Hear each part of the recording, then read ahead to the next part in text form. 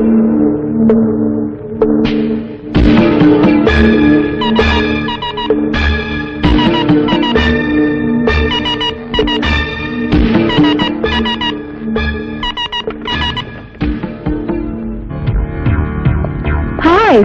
మోహన్, నేను రుద్రని మాట్లాడుతున్నాను.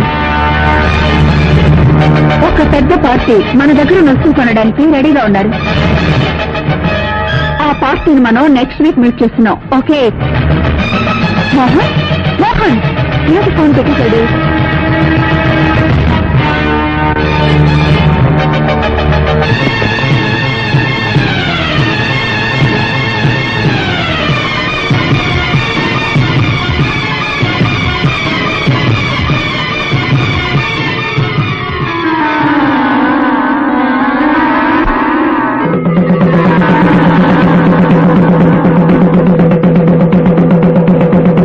ఇందు మూలంగా నాగాపురం ప్రజలందరికీ తెలియజేయడమనగా ఈ రోజు పౌర్ణమి యథావిధిగా రాత్రిపూట ఇళ్ల నుండి ఎవరో బయటకు రాకూడదు. ఏ ఊళ్ళో లేని వింతగా ఉంది. రాత్రిపూట ఎవరు బయటికి రాకూడదని ఎందుకు దండలు వేస్తున్నారు? నువ్వు ఈ ఊరి కొత్త కదూ, అందుకే ఇలా అడుగుతున్నావు. ఈ ఊళ్ళో పాతపడ్డ ఒక శివాలయం ఉంది. ఆ గుళ్ళోకి ఎవ్వరూ వెళ్ళకూడదన్నది ఒక సాంప్రదాయం. అయితే దైవశక్తి గల ఒక నాగుపాము మాత్రం ప్రతి పౌర్ణమి నాడు ఆ గుడికి వెళ్లి నాగమణిని కక్కి శివపూజ చేస్తుంది. ఆ తరువాత తన ప్రియ నాగుతో రతిలో పాల్గొంటుంది. ఆ దృశ్యాన్ని ఎవరైనా చూస్తే వారి ప్రాణాలకు ముప్పు ఏర్పడుతుంది. అందువల్ల పౌర్ణమి రోజు ఎవ్వరూ ఇల్లు వదిలి బయటికి రారు.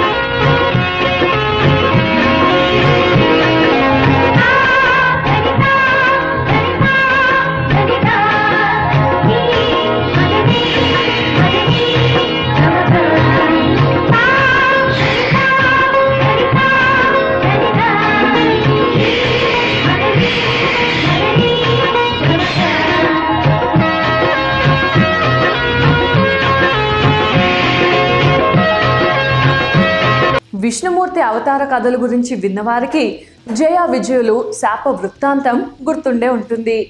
జయ విజయులు ఇరువురు విష్ణుమూర్తి ద్వారపాలకులు. కొందరు మహర్షులను వైకుంఠంలోనికి రానివ్వకుండా అడ్డుపడినందుకు శిక్షగా వారు రాక్షసులుగా భూలోకం మీద జన్మించాలన్న శాపాన్ని పొందడము. వారిని సంహరించేందుకు విష్ణుమూర్తి నరసింహునిగా, రామునిగా, కృష్ణునిగా అవతారాలు దాల్చడం తెలిసిందే. ఇంతకీ ఆ జయ విజయులకు శాప